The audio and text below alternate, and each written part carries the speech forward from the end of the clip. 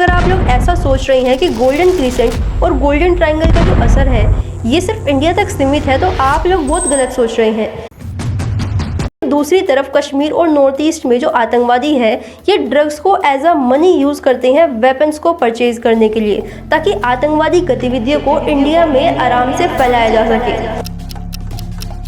Problem वाली बात ये है कि जो इंडिया है वो इन्हीं दोनों ट्रैफिकिंग रूट्स के बीच में एक सैंडविच की तरह फंस गया है।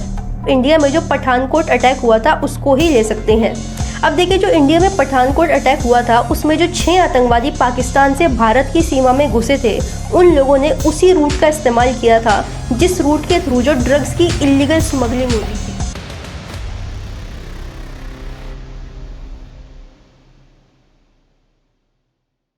पूरी दुनिया यानी कि वर्ल्ड मैप पर 2 ऐसी जगह है जो ड्रग ट्रैफिकिंग के डेडलीस्ट रूट के नाम से जानी जाती है, और आज के समय में जो ये रूट है ये पूरी दुनिया की सुरक्षा के लिए एक बहुत बड़ा खतरा बनता जा रहा है।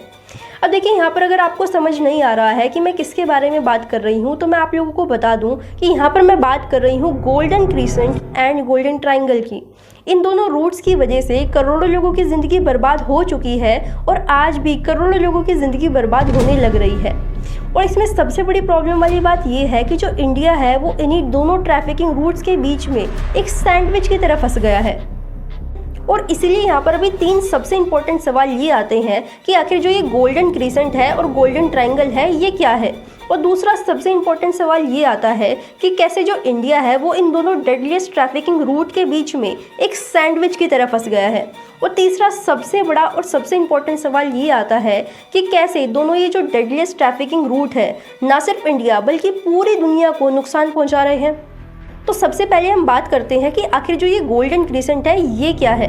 तो देखिए, इसको आप ऐसे समझ सकते हैं कि जो गोल्डन क्रीसेंट है बेसिकली ये इंडिया से बाहर स्थित है, जहाँ पर सेंट्रल साउथ एशिया मिलते हैं, और ये 3 कंट्रियों को मिलाकर बनता है। यानी कि जो गोल्डन क्रीसेंट है ये कोई एक पर्टिकुलर कंट्री या फिर कोई एक पर्टिकुलर जगह नहीं है, बल्कि ये 3 कंट्रियों को मिलाकर बनता है, जिसमें कि पाकिस्तान, अफगानिस्तान का जो पहाड़ी इलाका है वो इसको कवर करता है, और ये ईस्टर्न ईरान तक फैला हुआ है। और देखिए, इसको गोल्डन क्रीसेंट का जो नाम है वो भी इसीलिए दिया गया है क्योंकि पाकिस्तान, अफगानिस्तान और ईरान जैसे ही आप इन 3 कंट्रीज़ को मिलाओगे तो ये एक क्रीसेंट यानी कि हाफ मून जैसा कुछ शेप बनाएंगे, इसीलिए इसको गोल्डन क्रीसेंट कहा गया है।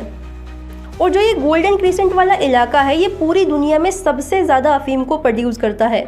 और अगर इस गोल्डन क्रीसेंट वाले एरिया में से हम सिर्फ अफगानिस्तान की बात करें तो देखिए, जो अकेला अफगानिस्तान है ये अप्रोक्सीमेटली 80% अफीम को प्रोड्यूस करता है, और बाद में इस अफीम को हीरोइन में बदलकर बेचा जाता है। और सिर्फ इतना ही नहीं, गोल्डन क्रीसेंट में जो ये अफगानिस्तान वाला एरिया पड़ता है ये सालों से आतंकवाद और ड्रग्स की खेती को बढ़ावा देता है।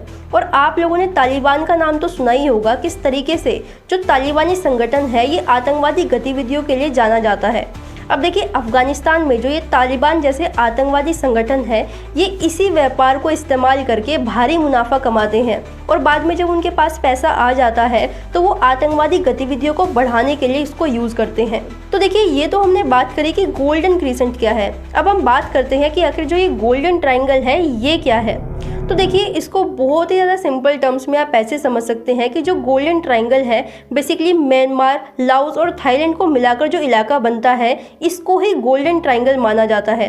और जो ये एरिया है बेसिकली ड्रग ट्रैफिकिंग का दूसरा सबसे बड़ा एपिसेंटर माना जाता है। और जैसे गोल्डन क्रीसेंट का एरिया अपनी पॉलिटिकल इंस्टेबिलिटी से घिरा रहता है, ठीक वैसे ही जो गोल्डन ट्रायंगल वाला एरिया है ये भी अपनी इकोनॉमिक हार्डशिप और पॉलिटिकल इंस्टेबिलिटी से घिरा ही रहता है, जिसकी वजह से इन दोनों ही एरिया में जो अवैध गतिविधियां होती हैं उनको अंजाम देना बहुत ही ज़्यादा आसान होता है। और इंडिया इन्हीं दोनों डेंजरस ड्रग ट्रैफिकिंग रूट के बीच में पड़ता है, यानी कि गोल्डन ट्रायंगल और गोल्डन क्रीसेंट के बीच में ही इंडिया पड़ता है।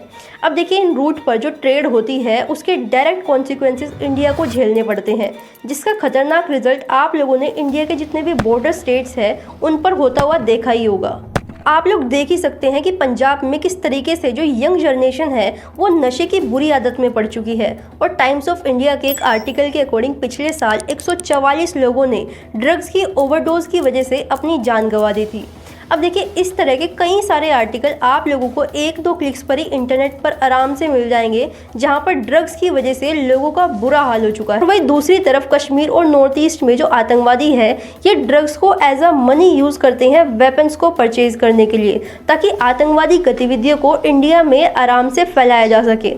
अब देखिए, इन सारी की सारी एक्टिविटीज़ का जो सीधा असर है वो इंडिया की इकोनॉमी और इंडिया की सोसाइटी पर पड़ रहा है। और अगर आप लोग ऐसा सोच रहे हैं कि गोल्डन क्रिसेंट और गोल्डन ट्रायंगल का जो असर है ये सिर्फ इंडिया तक सीमित है, तो आप लोग बहुत गलत सोच रहे हैं।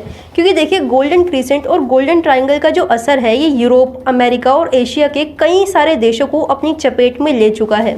अब देखिए, ऐसा नहीं है कि इस रूट की वजह से सिर्फ लोगों की ज़िंदगी बर्बाद हो रही है, बल्कि कई सारे देशों या फिर मैं कहूँ तो पूरी दुनिया में हिंसा और अपराध भी बढ़ रहा है। ऐसा मैं इसलिए बोल रही हूँ क्योंकि नारकोटिक्स और ड्रग्स की इलीगल ट्रेड से जो बजट तैयार होता है, उस पैसे का जो इस्तेमाल है वो टेररिस्ट एक्टिविटीज़ और लेफ्ट विंग एक्सट्रीमिज़म इंडिया में बढ़ाने के लिए इस्तेमाल किया जाता है। और इसके अलावा जितने भी ऑर्गेनाइज क्राइम होते हैं, उन सारे के सारे ऑर्गेनाइज क्राइम में जो पैसा यूज़ किया जाता है वो इसी बजट से आता है। और इसका सबसे बड़ा एग्जाम्पल आप इंडिया में जो पठानकोट अटैक हुआ था उसको ही ले सकते हैं। अब देखिए, जो इंडिया में पठानकोट अटैक हुआ था उसमें जो 6 आतंकवादी पाकिस्तान से भारत की सीमा में घुसे थे, उन लोगों ने उसी रूट का इस्तेमाल किया था जिस रूट के थ्रू जो ड्रग्स की इलीगल स्मगलिंग होती थी। और आप लोग जरा सोचकर देखिए कि जो ये 6 आतंकवादी पाकिस्तान से भारत की सीमा में घुसे थे, इन लोगों के पास इतने ज़्यादा हथियार थे कि इनके बीच में और इंडियन आर्मी के बीच में 3 दिन तक जो गन बैटल है वो चलती रही थी। और इसी दौरान 6 सुरक्षा कर्मियों ने अपनी जान गंवा दी थी, जिसमें कि एक IAF ऑफिसर भी शहीद हो गए थे। और ऐसे पता नहीं कितने सारे अटैक्स हैं जो इन छोटी मोटी चूक की वजह से होते ही रहते हैं, जिसमें कि जो आर्मी ऑफिसर्स हैं वो शहीद होते हैं और स्थानीय लोग भी इसकी चपेट में आ जाते हैं। और फिर बाद में इन टॉपिक्स के ऊपर पॉलिटिक्स शुरू होती है और ब्लेम गेम शुरू हो जाता है, क्योंकि जो पब्लिक है ये गवर्नमेंट को ब्लेम करती है और जो गवर्नमेंट है इन प्रॉब्लम का सॉल्यूशन छोटी मोटी स्कीम्स को लगाकर सॉल्व करने की कोशिश करती है।